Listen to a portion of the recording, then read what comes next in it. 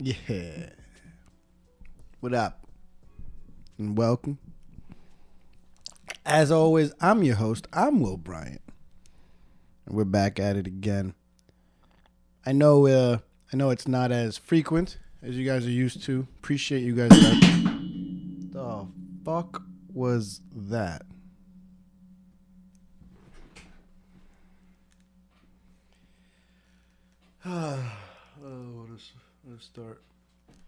What a start. Should I even restart? What the fuck was that, dude?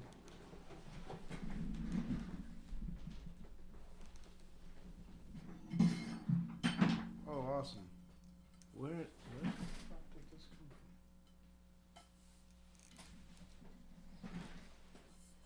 from? A fucking poll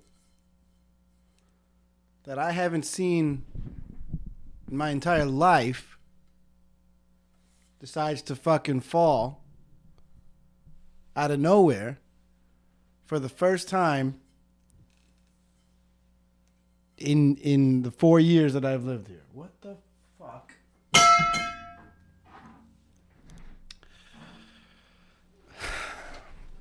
I should restart the episode, right? What the hell is that? You know what? I'm not going to. I'm just not going to, dude.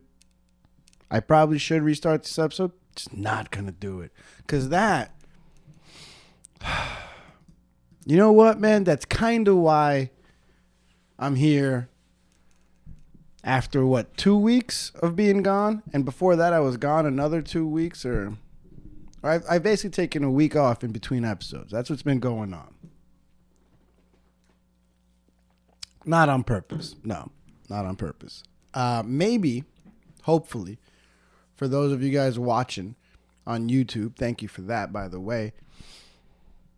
Hopefully you notice something a little bit different, perhaps a slight improvement. God, I hope so. See, now I'm back with a proper phone to record this with. I was... for what was it? The last 3, maybe 4 episodes. For the past 4 episodes, I think I've recorded on, believe it or not, an iPhone 8, which is quite old. And it just gave out. It just breathed its last breath, and I couldn't record on that anymore. It was becoming a hassle already to squeeze out the episodes that I did. It's the reason why I haven't had a guest on in a while too. I wasn't going to subject the guest to that shitty camera quality and video quality for not just for while they're here and we're recording, but also for the content that I put out as a result of the episode and the recording. You know, I want to give better quality stuff to anyone that does me the favor of going out of their way and visited me to talk on this show, you know? So I'll waste the shitty video quality on myself, but then it got to the point where I wasn't even able to do that. The phone just got to be too much of a hassle. So that coincided, I guess, with like a little a lull in my own demeanor, I suppose. I don't know. For anybody that knows me and for those that don't, it comes... Well, for those that do know me, it's no surprise. I love The Office, and for those that don't, I love The Office. And there's this one random cutscene. It's a talking head of Dwight, where he's talking about how he's putting his quote-unquote diabolical plan on hold. This diabolical plan, not very important to my point, but it was just his so-called plan to get rid of Jim Halpert, the John Krasinski character. And in this, I believe it was a Christmas episode, he said how he was putting his diabolical plan on hold. And he was just like, I don't know, feeling a little tired. Maybe I'm depressed. I don't know. That little tidbit right there, that's the best way that I can describe, that I can explain how I've been, I'd say, I don't know, maybe this past month, maybe a little bit longer. Not really sure. I believe it or not, I have had a not many, but a couple of people actually reach out and ask me about the show. I guess it's good that I've got people already used to the fact that I am a week in, week out, weekly type of guy here, you know, and that they can rely on that. So when I don't have an episode out every week, it raises a little flag to some of you guys, the handful of you that are listening. And some of you guys actually even reached out. I'm good, you know. Not great. I think it's just, you know, like, how great is anyone when, you know, it's no secret, especially on this show, that I'm dealing with a health situation with my father. And, you know, as we get older and we have to go through sometimes the slow downfall of a loved one, of an older one, I feel like there's only a certain level of good or great that you can be, or that you can feel, you know, because you're always going to have this cloud over you. No matter what I do, it will always be a thought in the back of my head, and honestly, truthfully, it's more so a thought in the forefront of my head more often than not. Especially lately. In case you're wondering, my father is still in the hospital. He has been there essentially all of 2024. As I say this on June 27th, I'll probably put this out on the 30th or something. I don't know. So yeah, it's not improving. We'll say that. And I just keep learning stuff from my mother, from directly from doctors as I'm speaking to them on the phone. I'm learning stuff that I was not privy to. It's a little bit worse than I thought, than I understood. Either way, it's nothing new. You know, it's I guess I have some new information, but the feeling isn't that new. It's nothing that I haven't already been thinking of, been preparing for. It's just I say all this. I bring up my dad not to start off this episode on the saddest of notes, but just as a way it's a, I guess, State of the Union address on me, myself, I'm Will Bryant here. And I'm okay. It's just that there will always be, not always, but for the foreseeable future, there's just always going to be something, whether it's like this weight on my chest, the cloud over my head, a pressure on my shoulders, there's always going to be something just looming that will prevent me from being just absolutely motherfucking fantastic, you know? Because I'm not. That's why when I talk about that scene in The Office where Dwight's like, hey, man, maybe I'm depressed, I don't even really want to use that word. Because I've been depressed. I know what it feels like to be depressed, man. And I used to not be able to get out of bed. Or if I did get out of bed, I would only move to the computer chair and stay on my computer and play PlayStation and smoke and drink all day. And I know I'm here on a computer chair in front of a laptop and a phone, talking and drinking right now. But I it's not. I'm out. I'm working a lot. I'm keeping myself busy. I'm hitting open mics, which I'm happy to talk about, which is what I plan to talk about more in this episode. But I'm giving you guys a little heads up as to what's going on with me. I'm all right. It's just I've been better. I guess that's pretty much it. I'm not down in the dumps. At least I'm not trying to let myself get too down. Like I sometimes I feel, I was telling my girl about this. I had this weird day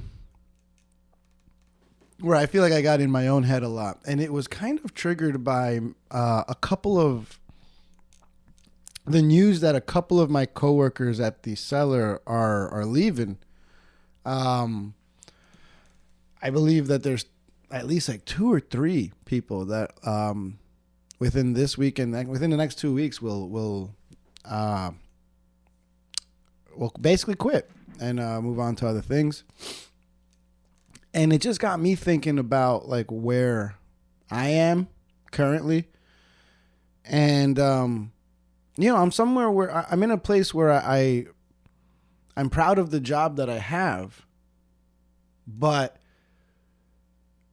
as a 36-year-old in the bartending industry, and in, not an easy place to do it, I'll tell you that. High pressure. And on a Friday and Saturday,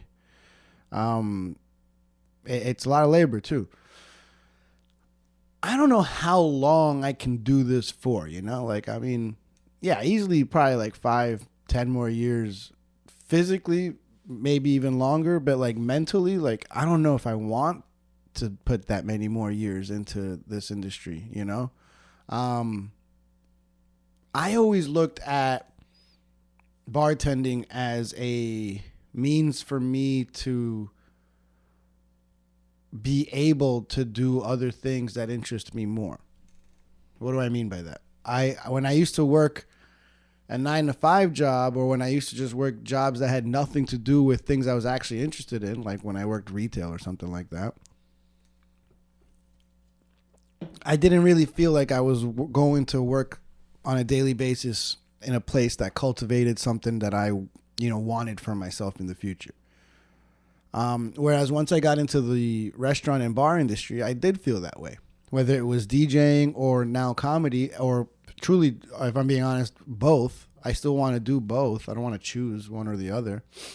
And this too, right here, podcasting, this shit right here. That's 3 things that I want to pursue in my life that I would wish would turn into sources of income. I feel like just getting into the bar industry in general was a good way for me to start shifting more into, I guess, nightlife. And obviously working at a bar like the Diddy, where we had DJs, Friday and Saturday, and it was basically a club in club atmosphere, 8 times a month. And I was right in the middle of all of that. That's, that was good exposure. And, going to school, going to work at night allowed me the ability to go to school during the day to get even closer to what I wanted to do. Well, now I work a job where I'm surrounded by people that are in comedy, and a lot of them have their own podcasts, and a lot of them are finding success in the stuff that I want to find success in. So I think that that's good for me to be surrounded by that. So yeah, I'm happy with my job currently, but I don't know if it's the type of job I'd be happy if I still had it 5 years from now. Definitely probably not 10 years from now. Because, it's not exactly like, I'm not going to become the CEO of the cellar, It's not exactly the type of job that has the corporate ladder that if you stay in it for years, you move up and you move up and you move up. What am I looking at? Maybe becoming a manager? And I promise you, I do not want that.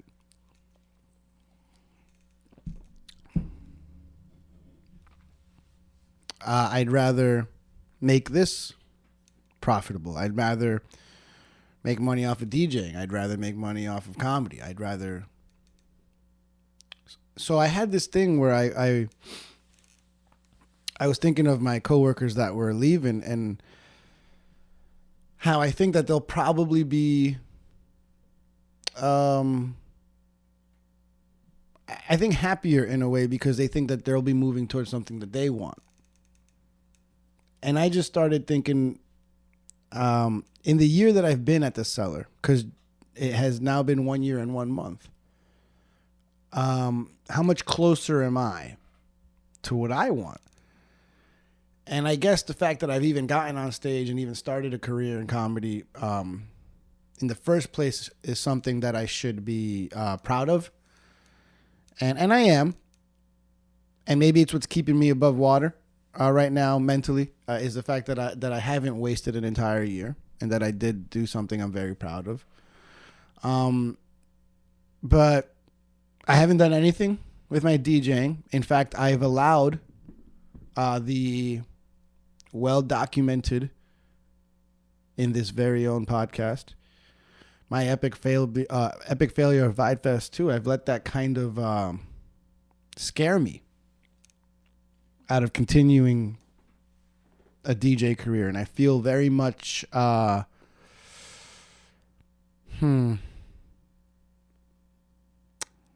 feel shark bitten. I'm afraid to get back in the water, just because I'm like, something else is going to go wrong. And I don't know how I'm going to fix that.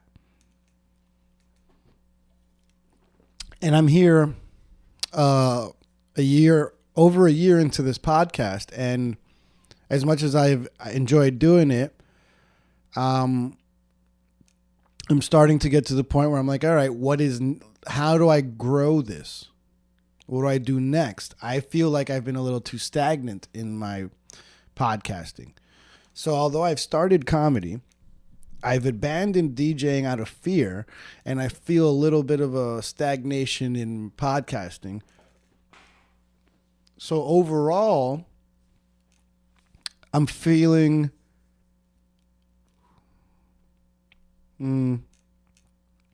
let's just say I'm not exactly very proud of the work ethic that I have behind the 3 things that I'm striving to succeed at: music, comedy, and podcasting. Or I don't know what you want to call the third avenue, because I feel like podcasting and like social media, or maybe that's 4 avenues I should focus on separately, comedy, DJing, podcasting, and then the social media to promote all 3 of them. And I do feel like I'm struggling to meet the required work ethic in all 4 that would make me feel proud isn't the right word, but at least I don't know, at least some sort of feeling of accomplishment of I would at least be much more okay with where I was. Because it is, it sucks to know. I don't know if it sucks to know, because at least you know what you need to work on. But when you feel stagnant, when you feel like you've plateaued a little bit, but you know exactly why you're stagnant, you feel like you know exactly why you've plateaued. It's like this weird taunting that lives inside of your head, like, just do it. Like that, it's that Shia LaBeouf meme. Do it, just do it. And you know what? I feel them because I see what I should be doing. I see it. I'm not saying I know all the answers. I don't, but I at least know how to get a little bit better. I see it in almost every one of these 4 avenues that I want to pursue. And there's a version of me standing just a couple of feet behind the real me that's just yelling, going, do it! Just do it! And then there's the real life me that is hearing the ideal me, the better me, yell, beg and scream to just I'm here and I'm like, I know, but not today. Maybe tomorrow. So, for anyone that's wondering why in June there's only been 3 podcasts and not, I guess 4 or 5, it's because even though I heard that other Will behind me, I heard Will LaBeouf behind me just yelling, "Do it." The real life Will was a little too busy just being a little down in his dumps and saying, "Not today, maybe tomorrow." Because it's easy to do that. It's easy to say that. It's easy to say tomorrow. It's always easier to say tomorrow. I got this new phone. It's been over a week. I think it might be 2 weeks ago now that I got this phone. So why didn't I record right away? Maybe tomorrow. Part of me thinks it's important to embrace that maybe tomorrow mentality. The mentality that it is okay to err, to flaw, to struggle. It's the mentality that allows for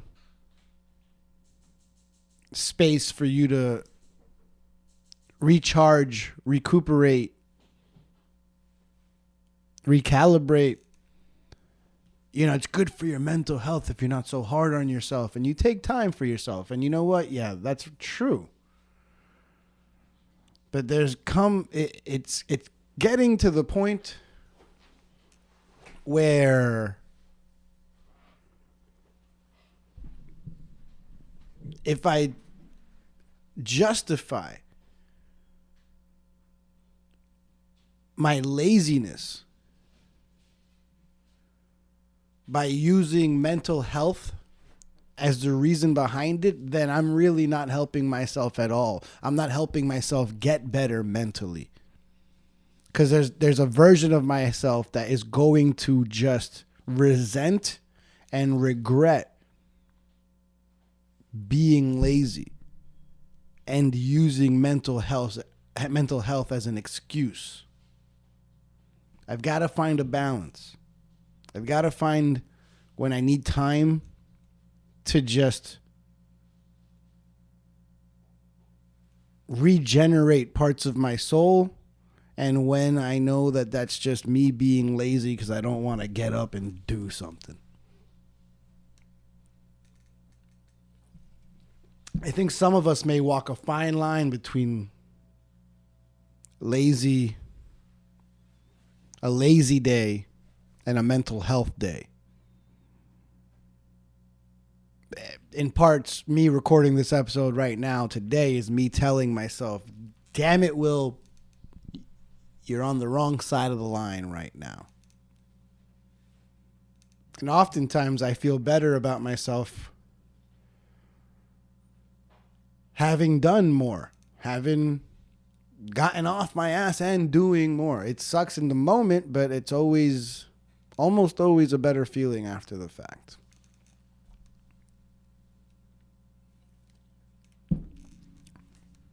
That was my intro to this episode. I know it sounds like this might have been a mental health episode, but it's not. It's not going to be. In fact, I just wanted to start this episode off by saying and by letting everyone know what's going on with me. And I knew to do that I had to touch a little bit about my personal life, my mental status, what's going on with my pops and my family. And I feel like I did that in the most classic Will Bryant way, long-winded as fuck. Consider that my intro. So no, I didn't forget this part, my favorite part of every episode, where I ask you guys to show me love, to show me support, and follow me on all platforms. I'm Will Bryant. You can follow me on Instagram, YouTube, TikTok, Twitch, Spotify, X, Threads, all that shit. 3 words. I'm Will Bryant. Bryant. Like Kobe. Longest intro ever. Real quick, because the whole Kobe thing just reminded me. The Knicks are looking like we may actually be a squad. You know, I tell people I'm all right. I'm pretty good. My life sucks, but the Knicks are dope. My life doesn't suck. That's the fun. There was a moment earlier this week where I just had I had a rough moment where I did find out a bunch of medical shit about my dad directly from a neurologist over the phone that I was not prepared for. But whatever. And I just had this weird like existential moment. I forgot if it was that same day or the next day. And I just was just like, yeah, my girl saw me just not feeling it. And I was just like, I don't know. Just can't shake it. You know, I don't know if it's work. I don't know if it's my dad. Just a mixture of all. I don't know, whatever. And this is gonna sound silly, but she just looks over on the ground and sees one of our cats, and picks up the cat and puts it in my arm. She goes, "How about now?" And I start smiling, and then she looks over and she sees the other lazy cat just laying around. She walks over to that one, picks it up, and puts it in my arms, and now I have a cat on each arm. And she's like, "How about now?" And I had this silly moment where I swear to God I was just holding my two cats and getting a hug from my girl at the same time, and I teared up, you know, because I did feel better. And stuff like that does not get lost on me. I have times where I'm, for simple things, and I don't know if they come off as materialistic, but simple things for me just make me kind of just be like, dude, you're good. You know, you want to know some of these dumbass simple things? Walking into my backyard to smoke a joint, and having the stray cats that I take care of in my backyard just come up to me for pets, and they rub up against me like just want that attention. I often have moments where I'm like, dude, I'm smoking a joint in my backyard just petting cats that love me. This is coming from someone that grew up never having a backyard.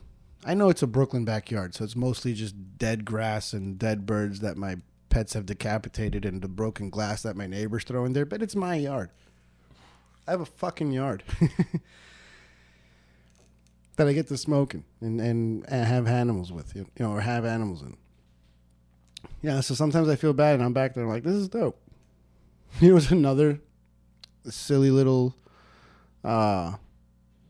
moment I take in sometimes when I might feel sad, and then I walk down my spiral staircase into my basement where I turn on my 72-inch TV to watch, I don't know, Skip Bayless talk about LeBron James. And I have this moment where I'm like, dude, I have stairs in my basement. Or I have stairs in my apartment. Dude, I have a duplex. Dude, I have a 72-inch flat screen mounted on my wall. Like, I did not have these things. Even in my 20s, man, you know, like I'm a late bloomer. I've got 2 cats inside that I love. I've got like 5 cats outside that I love taking care of. I've got a good girl that gives me a support system. Yeah, I've got a ton of action figures that I get to display. Honestly, that's another thing. Like, I'll just look at my fucking toys and be like, man, I didn't even have these guys growing up, you know, like, but I get to have them now. So I do find happiness and joy in a lot of simple moments in my life. I just so I try to hold on to those. I try to remember those more when I start feeling like this a little bit, you know. And that was not me before, man.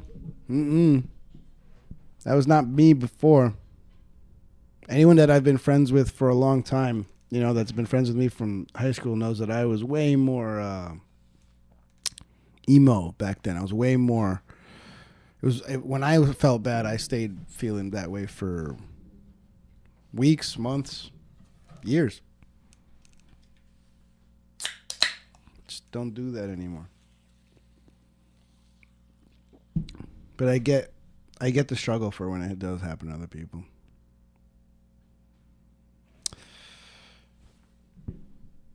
Thank you for allowing me to start off have half of my episode be about that type of stuff. It's you know, I not too long ago I had a fellow comic ask me. I was helping out in my coworker and another fellow comics podcast, their first foray into podcasting, and they needed some help to get started, essentially, and I was glad to help out. And someone I had just met that day asked me, like, "Oh, like so you do this? You have a podcast?" And I'm like, "Yep, I have one." And she asked me what mine was about, and I told them what you guys already know. I was like, it's essentially an audio and visual diary or journal of the highs and lows that I go through as an individual attempting to succeed in the worlds of bartending, DJing, comedy, and podcasting,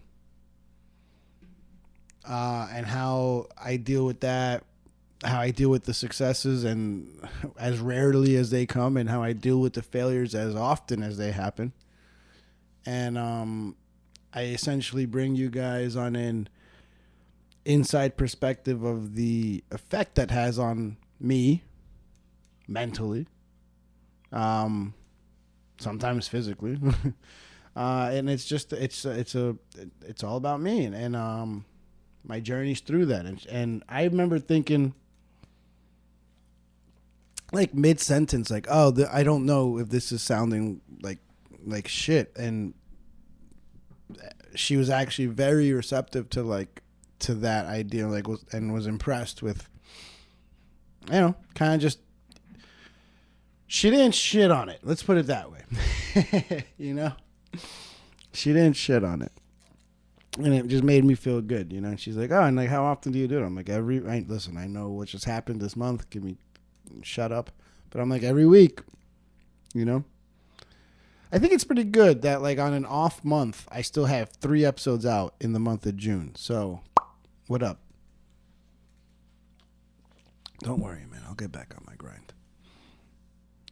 And it felt nice just being able to define my podcast that way. And yeah, fuck it, man. It's just it's why I wanted to make it this way. I remember when I thought I was going to make this podcast about, like, Marvel and DC. Thank God I didn't, man, because I can't fake being into that every week, man. And if anything, watching that is an escape, you know? Like, I watch so much of it. Like, ask Val. She hates it. She hates it. Not all of it. She likes some of it. But, man, when I just watch hours and hours of Superman, the animated series on HBO Max, like, she's learned to hate HBO Max because she realizes that it doesn't turn off if you keep watching it for hours and hours on end. So I'll go to sleep and she'll hear Superman, the animated series, just over and over and over. And, you know, that's only because I finished Batman, and I finished Justice League, and I finished Justice League Unlimited, and I finished Spider-Man, and I finished X-Men, and I finished X-Men 97, and I finished Batman Beyond, and now we're up to Superman.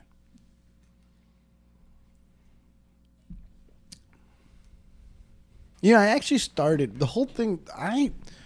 Before the pandemic, I did not give a damn about comics and comic book movies and comic culture. I wasn't watching that shit. I wasn't buying the toys, the action figures, the dolls.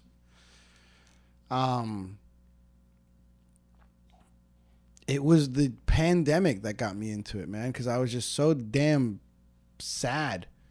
I lost my job. I didn't know if I was going to have another job. So many other people in the world didn't know what the hell was going on. I was dead broke. I had issues with my unemployment that was keeping me dead broke for almost a year. And I started watching movies. I told myself, what movies can I watch that will make me think the least? And I think I watched all 3 at the time, John Wick movies in a row. And then I watched every Transformers movie available. And then it wasn't until I watched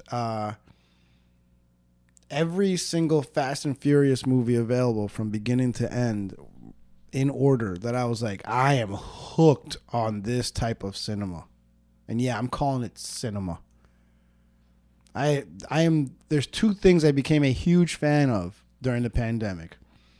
And it was the Fast and Furious franchise and comic book shit.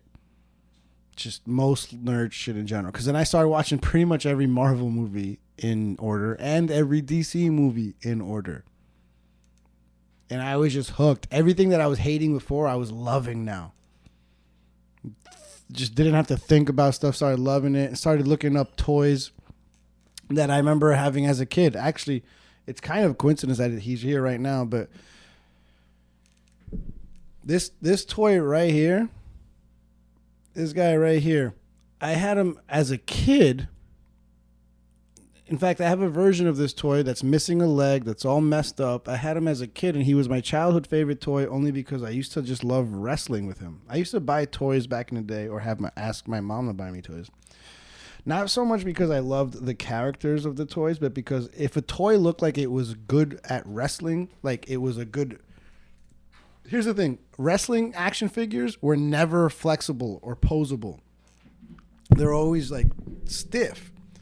But some of these Marvel and DC toys, they were a little bit more posable.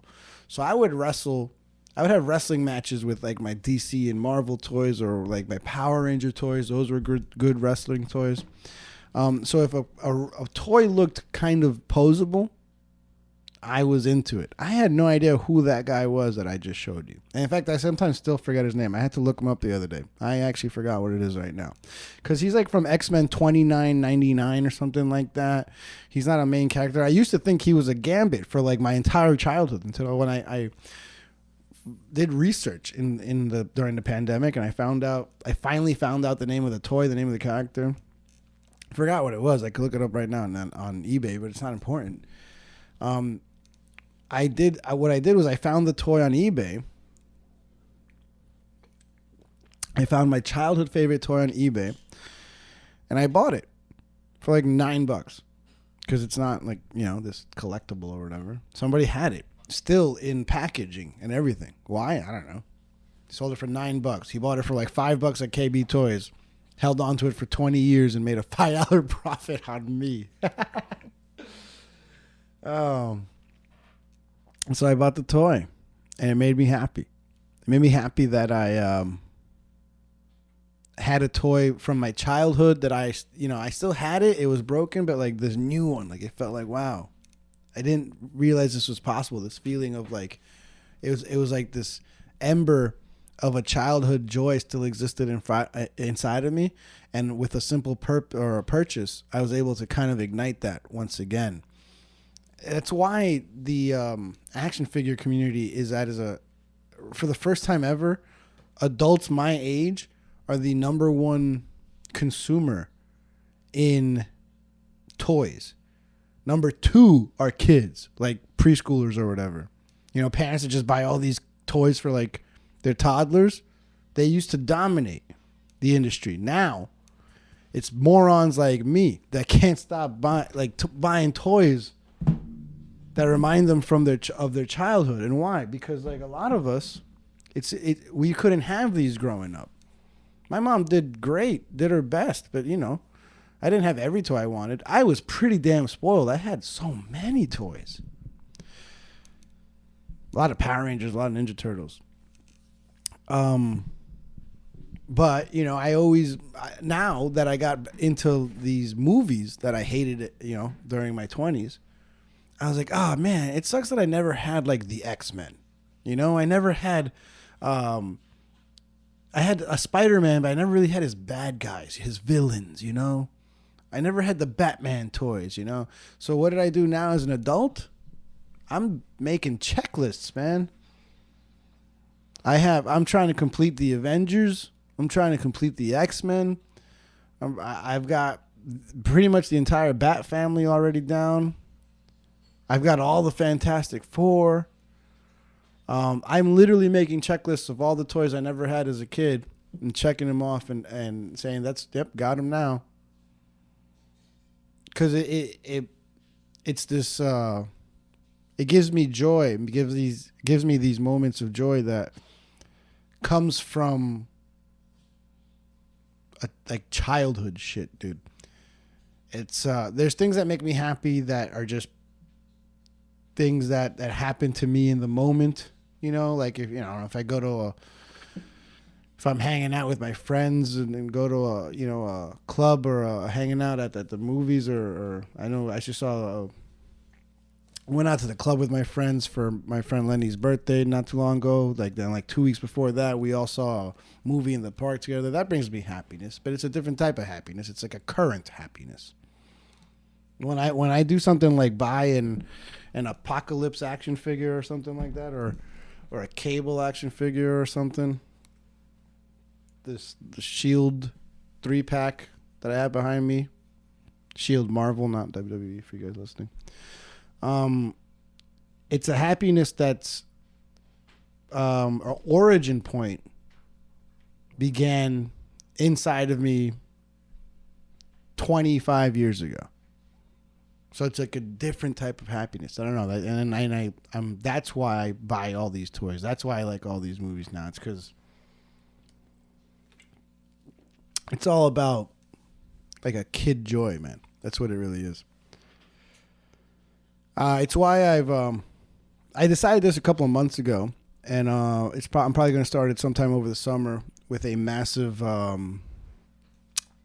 day dedicated to just a bunch of unboxings, because I have a lot of toys I have to unbox. I've had toys that I have left unopened now for almost a year. But what I'm going to do is, you know how like anyone that follows me currently or that has been following me for a while may remember that on my Instagram page, on my TikTok that I need to get better at on my own YouTube page right now, I used to do a lot of toy stuff, like toy unboxings and stuff like that. And what I'm going to do is I'm going to actually just start a separate YouTube page dedicated only to this stuff, only to my toys, my love of comic shit or whatever. And who knows? I'm thinking of actually, like, as a side project, working on, for any of you OG day oneers of this podcast, you'll remember that I actually thought I was going to do 2 episodes a week, and with the second episode of being a recap of like old school cartoons that we watched as a kid. I might try to work on something like that again. Like I already have, I still have the podcast episodes of every single X-Men episode and season recapped. And now that X-Men 97 came out, I could, add one more episode where I recap that. But man, I'm telling you, I've obsessively watched so many other animated series that I wouldn't mind taking my time and just recording a bunch of them, and then maybe someday in the future just unloading them 1 week at a time as a series. And what I would do is essentially just recap animated series, perhaps a season or 2 at a time. Like X-Men, Spider-Man, Batman, Superman, Justice League Unlimited, Batman Beyond, Ninja Turtles, I even watched like Silver Surfer. That's, takes time. Either way, what I will be coming out with over the summer is the page that's kind of more dedicated to just toys and stuff. Because I want to open up all these, but I want to record myself opening them because, you know, content is king. But, you know, on a page dedicated to comedy, DJing, podcasting, and bartending, I don't need to be opening up toys and talking about them. You know what I mean? My dolls. It's taken me 46 minutes to mention to my non-viewers, to my listeners, that I'm recording this wearing what can only be described as a kimono, essentially. Which, if there's no other, is there more surefire red flag that someone is going through something than witnessing them tell you that they're fine while wearing a kimono? But let me assure you, I'm fine. I'm all good. Kimono is essentially a red flag, right? Like, there's no one ever sees someone that is not Asian. I've never seen a white guy, and fuck it, I'll throw us in there. Fucking Spanish guy, Hispanic guy, a black guy. I've never seen anyone that's not Asian wearing a kimono and been like, that guy's got it all figured out. And still, here I am. Here I am. I don't know. I'm the type of guy that I wear shirts that like get a lot. I know how this sounds. Bear with me. I wear the type of shirts that will get a lot of compliments, but they're the type of compliments that I never believe. Like, essentially, it's because I'm wearing a flashy, loud, obnoxious peacock of a shirt that people will be like, oh man, great shirt. It's not really, you just notice it more, because here's how I know you don't really believe that compliment. Because this has happened to me in front of my face. I'll be bartending. I'll be tending bar. And some dude will be like, dope shirt, man. And of course, this guy, it's not like he's wearing a similar shirt. No, he's wearing fucking Vineyard Vines or some shit. He's wearing Izod. Because he's, not because he's about to go golfing. No. It's because his golfing wear is what he considers his nice stuff. Anyways, this is typically the guy that will be looking at my shirt and he'll go, nice shirt, dude. And I'll be like, thanks a lot. And then there'll be another person nearby that goes, oh, would you wear that shirt though? Huh? Vineyard Vines guy? And inevitably, what always happens is they go like, I would never. Oh! So you just said dope shirt, man. Cool shirt, dude. But then admitted, I would never be caught dead in that shit. So then is it really a compliment? Do you actually like it?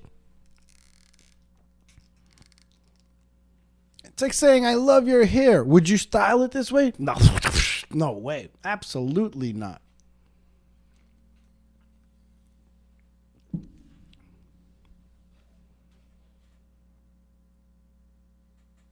I get that a lot. So honestly, 9 times out of 10, when you're complimenting my shirt, I'm insulted. There isn't a bone in my body that would believe you if you walked up to me right now as I wear this fucking tank top and kimono with a man bun, if I walked out right now, well, I live in Bushwick, so the compliments would actually be genuine. But if I walked out to Midtown Manhattan, because I was about to say, if I went to work, but I work in Greenwich Village, so some of those compliments, again, might be genuine. But if I go to Midtown Manhattan,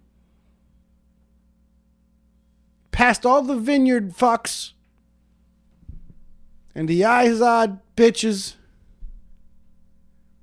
and the people that think an Under Armour polo shirt is business casual and their Sunday bests, if one of them were to compliment my shirt, my kimono outfit today, there isn't a bone in my body that would believe them. I'd rather you look at me and be like, what the fuck are you wearing? And then I'd be like, I'm doing something right. Because this motherfucker doesn't like what I'm wearing, and I would never be caught dead wearing what you're wearing.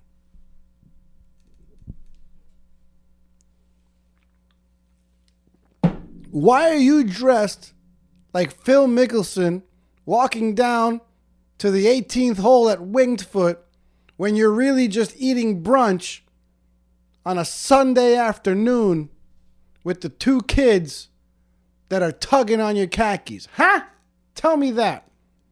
That's the equivalent of me walking in to a damn bar wearing cleats and football pads and a helmet because I'm a Jet fan. Okay, maybe I don't play football anymore, but you know what? If I play basketball, right? Am I walking in to a restaurant wearing sneakers? I know most of us are, but wait, bear with me. Basketball shorts, a basketball jersey, and a headband. And sitting down and being like, can I get a mimosa, please? No. But you guys, you walk in, fucking Under Armour polo tee or polo shirt, Vineyard Vines, golf outing, spring wear, 2021. You'll have your Dockers that are like stain resistant because you saw it in a commercial once. Oh, and don't forget your Oakleys. You need the most obnoxiously sports looking. What are you, a cyclist? What are you, fucking in the Tour de France as you order a mimosa from me on a Sunday? Take your Oakleys off. There's nothing happening in here that you need to wear fucking scuba goggles to order.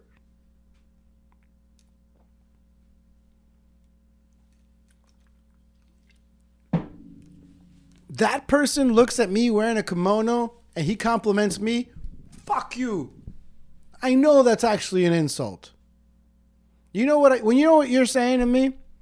When you tell me in your golf outwear that you think my shirt is dope, I know what you're telling me. You're calling me a failure. You're calling me pathetic.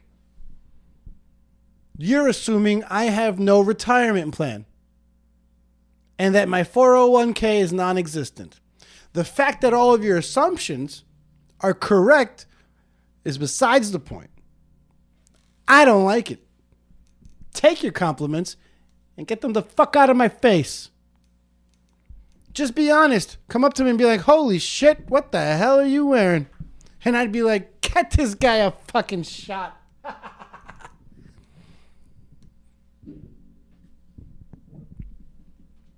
I know what I'm wearing. I've decided. I should just be as obnoxious as possible with my fucking shirts, right? Dude, so many of my shirts don't even fit anymore. My God. That's why I had to wear this kimono. There's no buttons to it. So no one can tell how much weight I've gained. And now that I've said it out loud, don't look. Don't look at my cheeks. Don't look at my chin. Just look at my eyes. Look at my eyes. Guys, I see that we're like an hour in almost. And I said I was going to talk about something that I haven't even talked about yet. So here we go. Let's get into it. Because last I left you guys, previously on I'm Will Bryant, I was actually kind of running material by you guys. Because I was trying to get into mindset. I was trying to get into the state of mind that I needed to be in to hit the open mic circuit. And I did. I did exactly that. I told you. I haven't been that lazy. I haven't been doing the podcast as often as I wanted to, but I have been doing other things. And I've been hitting that open mic circuit. I know. Part of me feels like finally I should have fucking done it immediately after going on stage in February. I know. But what did we talk about before? Sometimes it's just too easy to say tomorrow. Finally, I said today. So, how'd it go? I'm lucky that I have had it absolutely drilled into my head by multiple people. Multiple professional comics. Multiple people who I respect and whose advice I take very seriously have just ingrained in my head that open mics will suck. I'm telling you, I've gotten this advice from some up and coming comedians, some comedians that have been in the industry for decades, some people that have been in freaking Hollywood movies have taken the time to tell me that you have to hit the open mic circuit. It will suck and you probably will bomb. But it's the only way to do this. If I had the notion that I was going to go into an open mic and like kill, then what I just went through this past month would have probably demoralized me. It probably would have broken my soul. But the fact that I had the knowledge going into these open mics to not expect essentially anything good. I had the lowest expectations possible for these open mics. I've heard that they suck. I've heard that the crowds aren't great because the crowd is just always a bunch of other comedians that are essentially waiting for their time to go on, and half of them won't even stick around for the entire show. You've got to really earn your laughs, and some of the best advice I got was not just to expect to bomb, but to not worry about the bomb. It's not, if we, I was told if I try to change every little thing in my act based upon reactions I get at open mics, then I'm just going to be driving myself crazy and probably chasing the wrong things. And I saw that firsthand because I for my open mics, I've been going up with mostly the same material that I went up with for my debut. And if you remember, that debut was in front of a sold out audience at the Comedy Cellar, full of friends and family of myself and the other 10 to 11 comedians that I shared the stage with that night. So it was a packed crowd that came ready to laugh, ready to be supportive. It was a friendly crowd. And I got to use my material in front of that crowd. So I know that some of this fucking works. But when I got up on that open mic, there were things that I said my first time out that got laughs that this second time around at my first open mic was motherfucking crickets, dude. And I'd have this moment where I'm like, whoa, that actually kind of, I don't want to say killed. I think I have one joke in the 5 minutes that I debuted with that I feel comfortable saying kind of killed, because it's the only joke that I had that not only drew laughter, like a great moment of laughter, but it actually brought upon an applause break.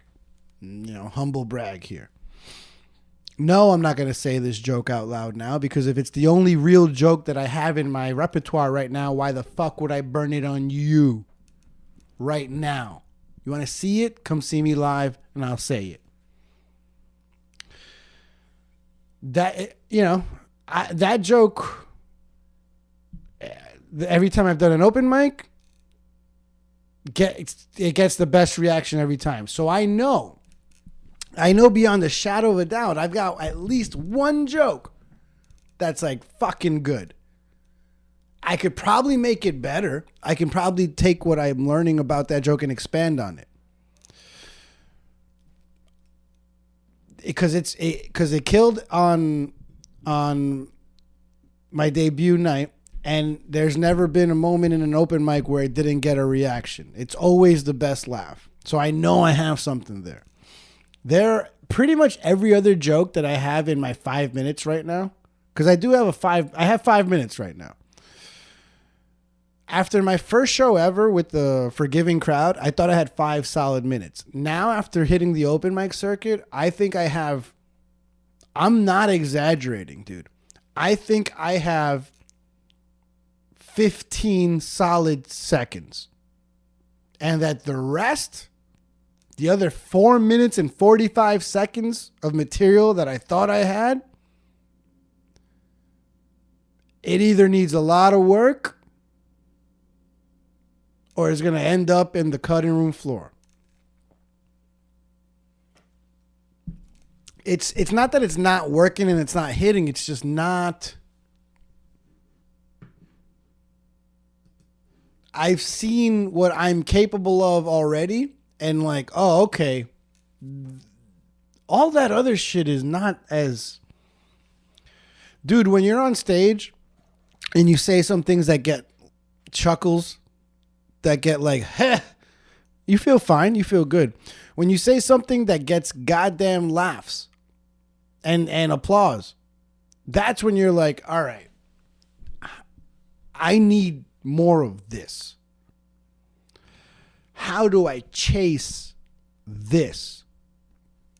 And suddenly I go back to my other material and I'm like, okay, there's a chuckle there, so there's something, but I'm not squeezing this fruit correctly to get all the juice out of it that I need to. Now it's up to me to figure out, is there enough juice to satisfy me, to satisfy them, or do I move on?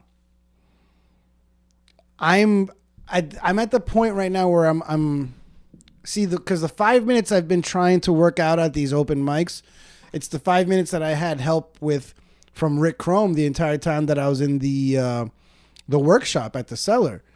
The 5 minutes that my friends came to see me perform, that's essentially what I'm doing at these open mics. There are little tweaks. And for you guys wondering, like, what would you tweak? Dude, it's as simple as this. Switching the order of words, switching the order of sentences, maybe not mentioning something or mentioning something else. I'm actually cutting out a lot of stuff. I'm cutting out what I feel like I'm just cutting out fat, cutting out fat, cutting out fat. There are a handful of jokes that I used that first time out that I'm not even trying out anymore because I'm already kind of over them. I feel like they're already, I Like, I'm already better than that, and I haven't even been doing this for a couple of months. Man, there were jokes that I cut out right before my first time going on stage ever that I was just like, you know what? I know I've practiced this joke for like a month straight, but I don't even want to do it. In fact, I'll tell you, like, one of the first jokes that I ever cut out of my first set, it was getting laughs at all my like classes or whatever, and Rick enjoyed the joke too, but I felt it was just a little too, I don't know. I just don't know if it was, I don't think it was my style really. And I think I was just trying to do a little too much, where like my first 5 minutes ever, I wanted to just make it an homage to what's important in my life right now. And I essentially made the entire 5 minutes about my girlfriend, about my dad, and about my mom. That's really it. And I thought it would be kind of a little fun Easter egg for pretty much no one else besides me and maybe my close friends, if like my first joke ever had a reference to my favorite movie. And I have two favorite movies. It's always hard for me to choose between the two, but I love Jurassic Park and I love Cool Runnings. And it depends what day you ask me what my favorite movie is. What I'll tell you, it's usually, I've rewatched Jurassic Park way more than Cool Runnings, but I can quote both movies pretty much line for line, I feel like. And I thought, like, I think it was getting a little too cute here, where I wanted to make my first joke ever a Jurassic Park joke, in a way, you know? And I have this, essentially, like, I'm not going to tell you guys the punchline or whatever, but the premise for the first joke, essentially, of my set is that I woke up and my girlfriend was already mad at me. Like, I wasn't even awake and she's already pissed. And you know, I don't know why. I don't know why.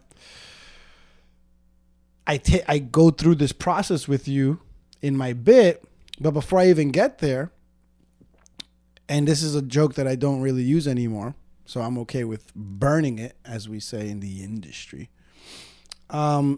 I had this joke where I said that I woke up and I knew that my girlfriend was mad at me just by the way that she was staring at me, and that I was too afraid to make any further actions or to take any I was too afraid to take any further action. I didn't want to ask why she was mad. Furthermore, I didn't even want to move. I didn't want to make any sudden movements, no sudden noises. And the joke was that when my girlfriend was mad at me, I would treat her like the T-Rex in Jurassic Park. If I don't move and I don't make any noise, maybe she won't eat me alive.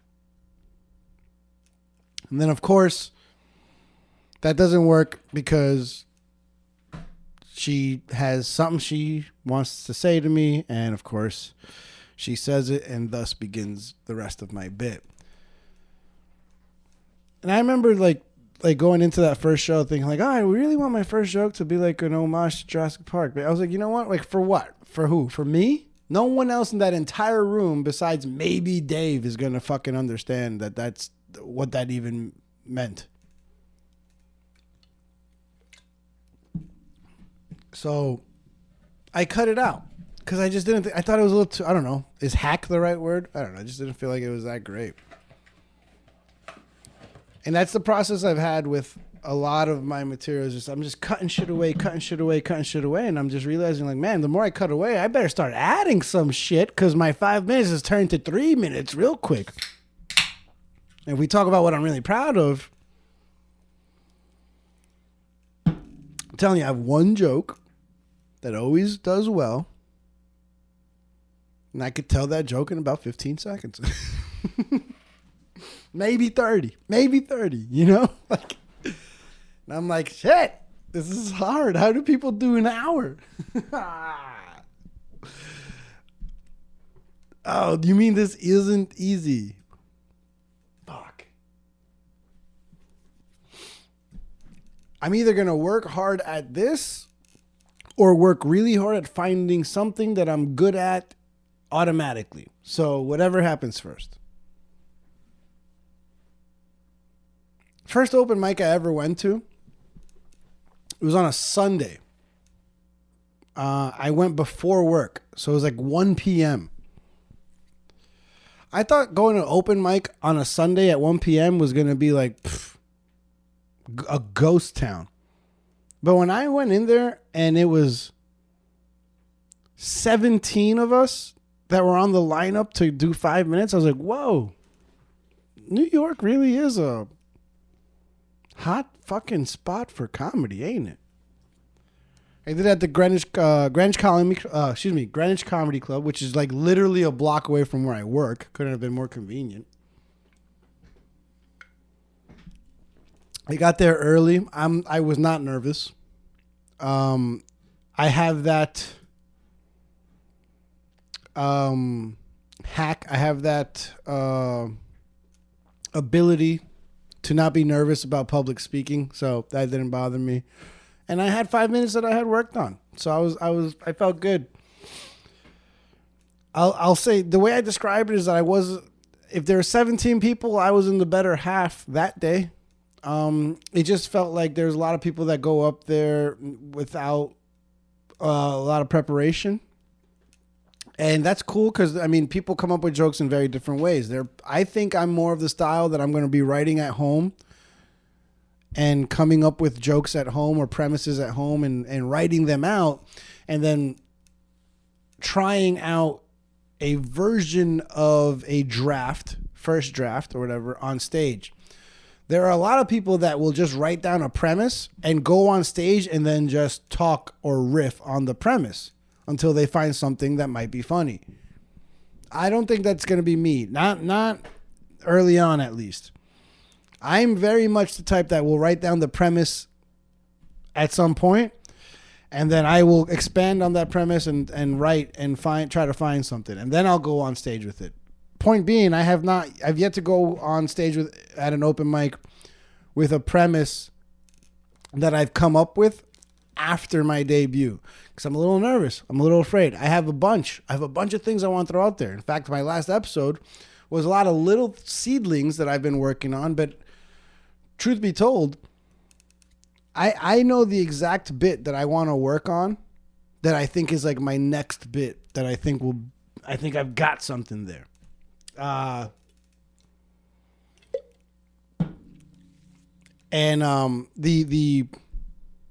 have it almost written down in long form, and I'm just afraid to start doing it on stage because this is all me.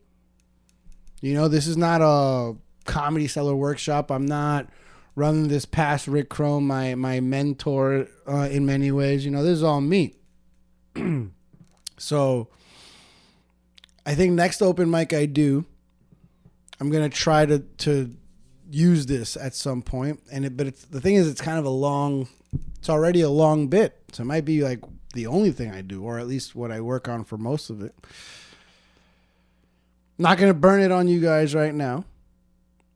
But for those of you that are curious, I can at least maybe tell you the premise without any names, because it is about a real person and a real friend of mine. But I don't want to get this person in trouble. So my next, the premise I'm working on right now is I've got a bunch. I've got like fucking over a dozen. But the one that I'm most eager to try to start fine tuning is how I used to smoke friend with this one friend of mine like all the time. And then she became a flight attendant and had to quit smoking weed. And I was like, wow, I can't imagine not smoking weed with her anymore. Like, we smoked all the time. And it's not like she stopped doing drugs. Now she does cocaine and Molly and acid and shrooms and ecstasy and ketamine and nitrous oxide. And I know this because I've done all these drugs with her.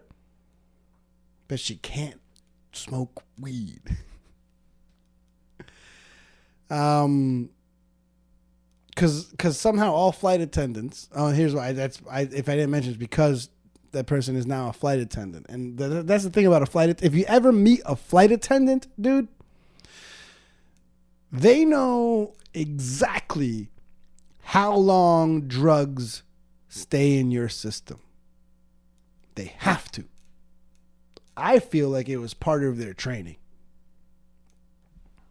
A flight attendant will do fucking cocaine and Molly and acid with you all weekend long.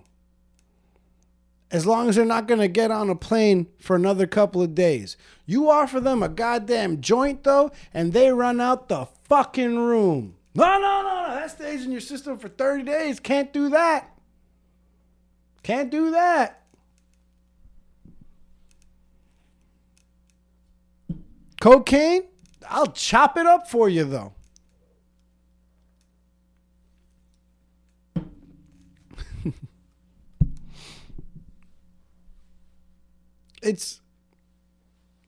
I got more to it, you know. But that's essentially what it is. It's how I lost a friend to the airline industry. I didn't lose a friend. We're still friends to this day. To this day! I thought I wasn't going to squeeze that one in there.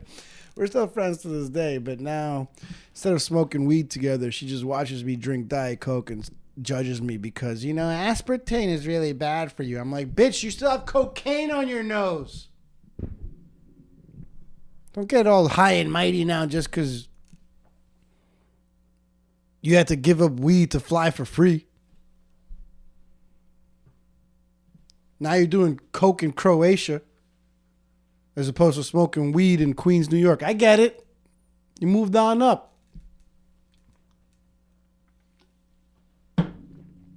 Don't make me feel worse because of motherfucking aspartame.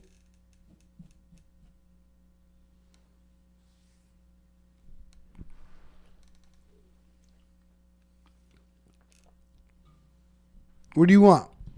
You want me to just... I'll drink some coffee instead.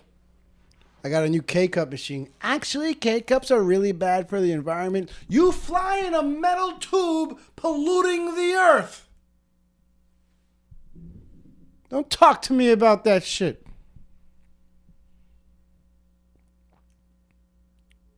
She'll be like, yeah, but I use a French press, so, all evens out. Fucking.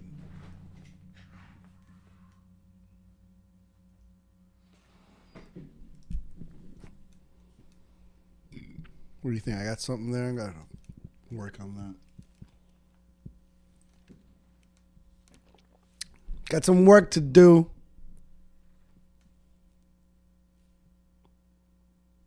Looking forward to it. Dude, so I'm going on these dude, I thought 17 people was a lot for an open mic. I went to another one. There was like 25 of us. That 17-person open mic, I went on third. That was great because the entire crowd was there and they were kind of lively. I stayed for the entire thing. I stayed for all 17 comics, even though I went on third. Part of it was because I wanted to show respect to everyone that had the balls to get up there and do it. It was my first time, so what do I know? Another thing was because I had work at like 5 o'clock, so I had nothing to do for a couple hours anyway. So what the fuck am I going to do? But yeah, I was going to walk out of my first open mic mid-show. Shout out to the Drew and Peter open mic at Greenwich Village. Really dope open mic. Anyone out there that's looking to dip their feet in the water, it was a good open mic, man. Good showing. I think, I was prepared for the worst in terms of the crowd, but it was a pretty supportive crowd, to be honest with you. Fun crowd, fun people. give it a shot, man. Give it a shot. Drew and Peter Open Mic.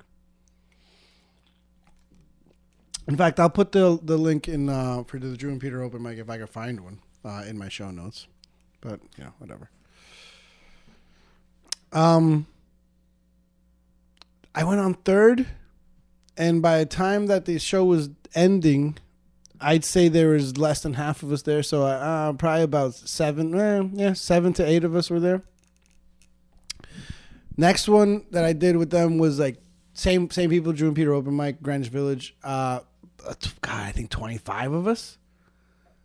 And again, it was like on a Monday at like 2 or 3 or something like that. Something cool happened that show. I literally ran into 2 people that I had already met previously. So I don't know, something about running into comics that I know and just going into an open mic together made me feel like, oh, I'm like it's like one of us. I'm one of them. You know, like I knew someone. It just made me feel kind of, yeah, hey, you know, you should be here. You belong. Shout out to Jay Flats and Sophia. I forgot her last name. Trying to get both.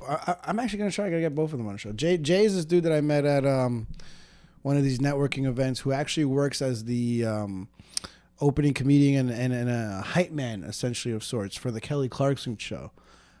He's hitting up open mics like on a weekly basis, man. Really makes you feel lazy, but kind of inspirational too. So Jay's a good dude. I got to reach out to him. I would love to see if he's down to do this show. And Sophia, I had reached out to her way back in, God, I don't know, February, March to be on the show.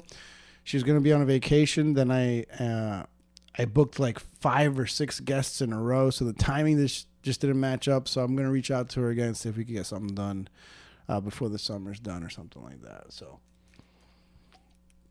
I'm coming back with the guests. I am definitely doing that. I want to reach out to some of my friends first, as I mentioned earlier. See if I could get back into this with some of my buddies, and then we'll get some more guests going. Open mics have been good for me. It's been good for the soul. Something happens when, you know, I was talking to my girl about essentially, you know, being on stage and not bombing. I never bombed. I don't want to say this in like a boasting sort of way, but there's always people that are way worse than me. But you know, I had a little bit of a hack. I had a little bit of a cheat. I had some very intelligible people giving me advice and helping me out. And I work somewhere where I can hear, dude, like it's I'm going to these open mics, right? And I hear people struggling on stage, and I'm wondering, well, how often do they hear comedy? Like real professional stand-up comedy. I do it every day. I work, like I'm having lessons every day. I'm hearing comedians take a joke that gets a minimal reaction and they mold it and cultivate it. And I've seen them bring a joke that gets tepid reactions, and I've seen them kill with it within the same month. So it just gives me, I'll be at these open mics and I just feel like, man, I'm lucky, man. Like I've got I'm in a good place if this is what I want to do, you know? Because when I start talking to these comedians, and you know, it's like we're doing these open mics before work, and someone's like, "Oh, what do you do?" And I'm like, "Oh, I don't know. I got to go serve at this bar." And I'm like, "Oh yeah, I'm in the same industry." And like, "Oh yeah, where do you work?" The Comedy Cellar. They're like, "Holy shit! Like that's night and day from serving at Jack's Fish Grill, you know, in Times Square or whatever." So I'm trying to the open mics have been a good source of You ever find something in your life that just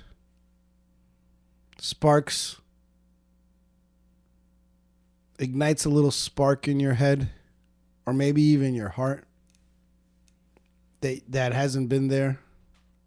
That like the only way I could put it is that going to these open mics has made me realize there's something there that I think I can become obsessed with. There's an ember inside of me that's begging to ignite. Similar, before I talked about buying this toy ignited an ember inside of my soul that had been there since I was a kid. And I just had to find the right way to ignite it. And I found happiness through igniting that ember into a flame. And it led to me not wasting, but using a lot of money on a lot of toys to chase that happiness, chase that high in a way. These open mics, they've exposed me to what can be my new or a new high.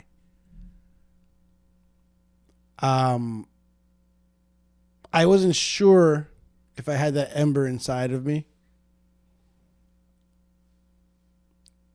I wasn't sure if I was the type that just needed to fan the flame a little bit. And I think maybe I hesitated so long to participate in these open mics because I was worried that I was going to do it and realize this is not for me. And I thought, how soul crushing would that be to think for so long that you want to try your hand at comedy, and then when you finally really do it, realize, never mind.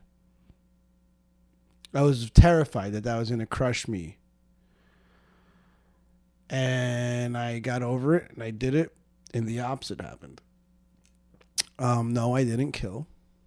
No, I didn't slay the room. No, I didn't have all the comedians in the room come up to me and ask me, how long have I been doing this? And be shocked that I only did it for fucking 1 month or whatever. No, that didn't happen. I went up there like a normal amateur comedian, did okay, and I learned a lot. And the only thing I want to do is take what I learned and try again. It's like I told you guys a couple of times in the past when I quoted my favorite quote, good old Paul Heyman. There's something beautiful about getting your ass kicked. Because you get up, you dust yourself off, you lick your wounds, and you look at the world and you say, all right, I'm really not looking forward to getting my ass kicked like I just did. So now, I'm a little bit more knowledgeable. More importantly, now, I'm just a little more dangerous. That's what I want to do. I just want to take all these ass kickings I'm getting on these open mics. I want to get to work so that I could come out and be a little more dangerous. And to do that, I just have to start saying today, not tomorrow. Hopefully I'll listen to myself. That's all I got for you guys today, man. I really appreciate you guys listening in on the latest diary of a madman over here. Diary of a sad man? I don't know. Diary of a man. Even that's pushing it. Am I a man? Whatever. Glad I did this. Glad I have this opportunity and this method of getting this shit off my chest, man. It really means a lot to me. And to you guys that listen, to you guys that watch, I appreciate you guys so much for doing it. Even if you've never liked or subscribed or followed, if you listen regardless, if you are part of me getting this off my chest, I thank you. I really do. But if you want me to like you even more, then do this for me. Follow me, like, subscribe, review, all that shit. Do it. It's the same name on all platforms, so it's not that freaking hard. I'm Will Bryant. Follow me on Instagram, YouTube, TikTok, Twitch, Spotify, X, Threads, all that shit. Can I talk my shit again? Let me talk to you. Yeah. 3 words. I'm Will Bryant. Bryant. Like Kobe. Hit me with my motherfucking music, man.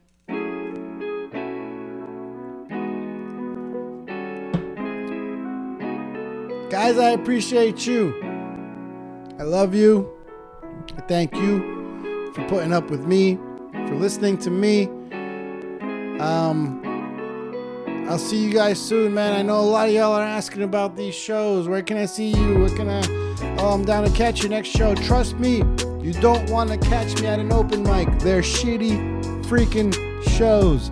When I get one of these, when I'm on a lineup, a real show, where I might actually have to sell tickets, don't worry. I'll advertise it. I'll let y'all know. And that's when y'all can prove to me that you really love me. Come see me. Till then, follow me. 3 words. You already know what it is. Love you guys. Peace. Let's go Knicks! Woo!